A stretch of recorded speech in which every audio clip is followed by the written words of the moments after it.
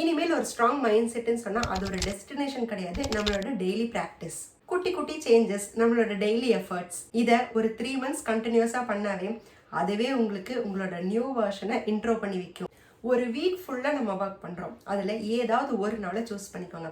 அந்த 1 dayல உங்களோட அடுத்த வீக்குக்காக எல்லாத்தையும் ரீசெட் பண்ணுவீங்க. மென்டலி ஸ்ட்ராங்கான ஒரு பர்சனை மாறணும்னு நினைச்சீங்கன்னா நெக்ஸ்ட் வீக்காக எல்லாத்தையும் ரீசெட் பண்ணும்போது உங்களோட மைண்ட் இனி கிளீன் அண்ட் கிளியரா ஒர்க் ஆக ஆரம்பிக்கும்.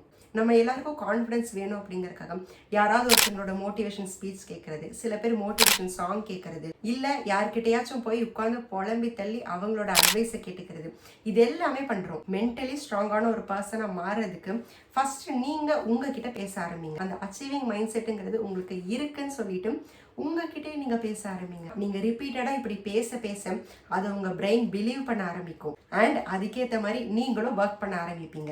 Learn to walk away. Friendship, ரிலேஷன்ஷிப்னு சொல்லிட்டு எந்த விதமான ரிலேஷன்ஷிப்பா இருந்தாலும் அது உங்களோட பீஸ் ஆஃப் மைண்டை டிஸ்டர்ப் பண்ணுதுன்னு தெரிஞ்சும் அது உங்களுக்கு டாக்ஸிக்கா இருக்குன்னு தெரிஞ்சும் அதுல இருக்கிறதுக்கு பேர் தான் தைரியம்னு நினைச்சிட்டு இருந்தீங்கன்னா அதை விட ஒரு முட்டாள்தனமான ஒரு விஷயம் கிடையவே கிடையாது. வாக்கவே அப்படிங்கிறது கேட்கறதுக்கு சாதாரண விஷயமா இருந்தாலும் அதை பண்றதுக்கு தனி தைரியம் வேணும். அது மென்டலி ஸ்ட்ராங்கான பர்சனுக்கு இன்பில்ட்டாவே இருக்கும்.